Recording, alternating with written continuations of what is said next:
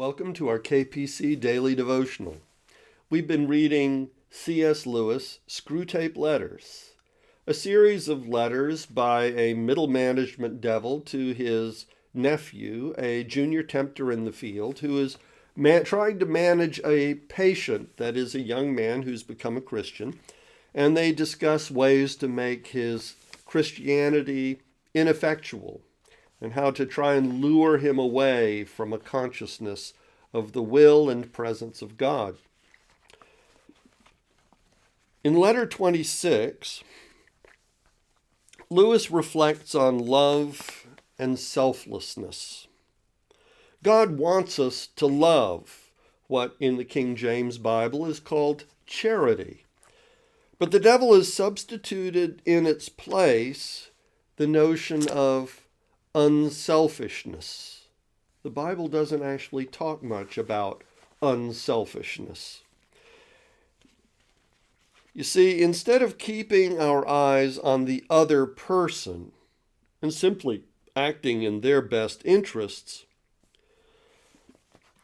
the devil wants to get us again focusing on ourselves and how we feel about what we do or don't do, and how we feel about those we do it for or don't do it to.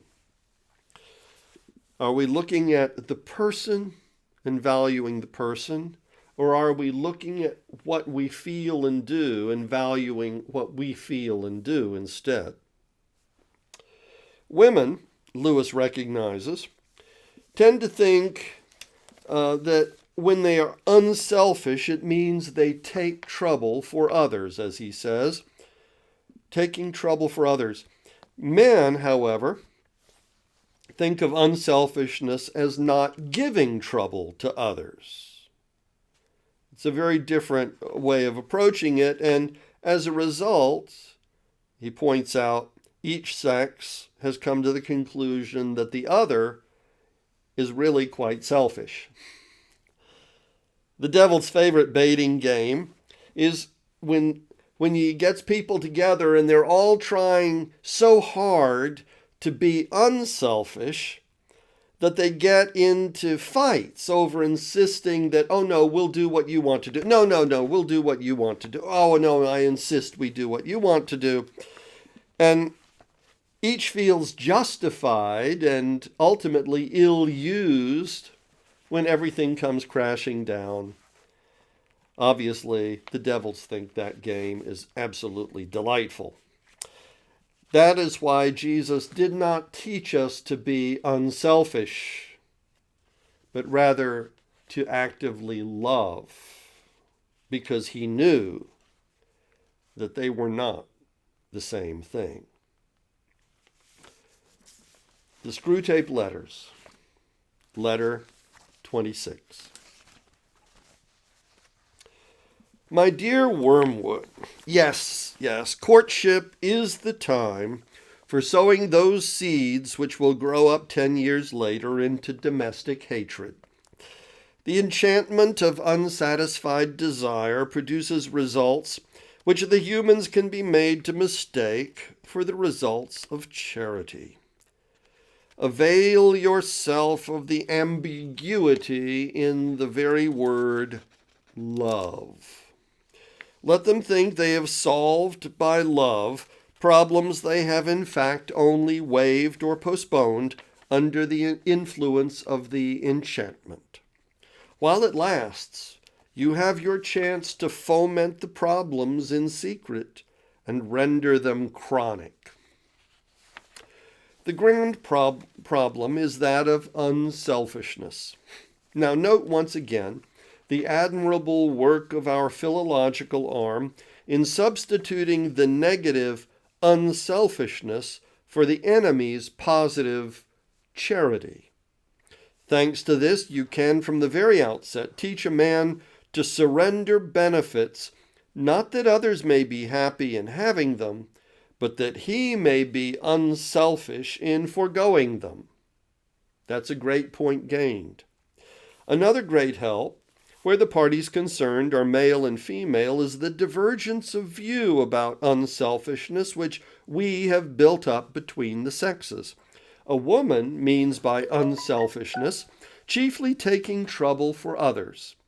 A man means not giving trouble to others. As a result, a woman who is quite far gone in the enemy's service will make a nuisance of herself on a larger scale than any man, except those whom our Father has dominated completely. And conversely, a man will live long in the enemy's camp before he undertakes as much spontaneous work to please others as a quite ordinary woman may do every day. Thus, while the woman thinks of doing good offices, and the man of respecting other people's rights, each sex, without any obvious unreason, can and does regard the other as radically selfish. On top of these confusions, you can now introduce a few more. The erotic enchantment produces a mutual complacence in which each is really pleased to give in to the wishes of the other. They also know that the enemy demands of them a degree of charity which, if attained, would result in similar actions. You must make them establish as a law for their whole married life that degree of mutual self-sacrifice which is at present sprouting naturally out of the enchantment, but which, when the enchantment dies away, they will not have charity enough to enable them to perform. They'll not see the trap, since they're under the double blindness of mistaking sexual excitement for charity and of thinking that the excitement will last. When once a sort of official, legal, or at least nominal unselfishness has been established as a rule for the keeping of which their emotional resources have died away and their spiritual resources have not yet grown, the most delightful results follow. In discussing any joint action, it becomes obligatory that A should argue in favor of B's supposed wishes and against his own, while B does the opposite. It's often impossible to find out either party's real wishes. With luck, they end up doing something that neither wants. Which neither wants, but while each feels a glow of self-righteousness and harbors a secret claim to preferential treatment for the unselfishness shown, and a secret grudge against the other for the ease with which the sacrifice has been accepted. Later on, you can venture on what may be called the generous conflict illusion. This game is best played with more than two players, in a family with, grown-up children, for example. Something quite trivial, like having tea in the garden, is proposed. One member takes care to make it quite clear, though not in so many words, that he would rather not, but is, of course, prepared to do so out of unselfishness. The others instantly withdraw their proposal, ostensibly through their unselfishness, but really because they don't want to be used as a sort of lay figure on which the first speaker practices petty altruisms. But he is not going to be done out of his debauch of unselfishness either. He insists on doing what the others want. They insist on doing what he wants. Passions aroused, so someone is saying, very well, then I won't have any tea at all. And a real quarrel ensues with bitter resentment on both sides. You see how it's done?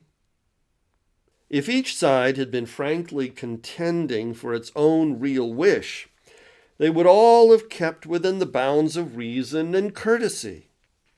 But just because the contention is reversed, and each side is fighting the other side's battle, all the bitterness which really flows from thwarted self-righteousness and obstinacy and from the accumulated grudges of the last 10 years is concealed from them by the nominal or official unselfishness of what they are doing, or at least held to be excused by it.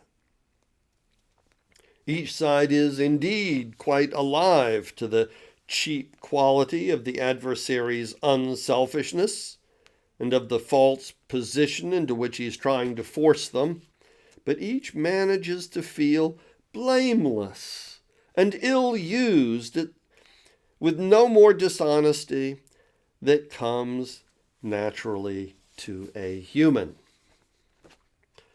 A sensible human once said, if people knew how much ill-feeling unselfishness occasions, it would not be so often recommended from the pulpit. And again, she's the sort of woman who lives for others. You can always tell the others by their hunted expression. All this can be begun even in the period of courtship. A little real selfishness on your patient's part is often of less value in the long run for securing his soul than the first beginnings of that elaborate and self-conscious unselfishness which may one day blossom into the sort of thing I've described. Some degree of mutual falseness, some surprise that the girl does not always notice just how unselfish he is being, can be smuggled in already. Cherish these things, and above all, don't let the young fools notice them. If they notice them, they will be on the road to discovering that love is not enough, that charity is needed and not yet achieved, and that no external law can supply its place. I wish, though, Slum Trimpet could do something about undermining that young woman's sense of the ridiculous. Your affectionate uncle, Screwtape. I wish you a good day. Goodbye.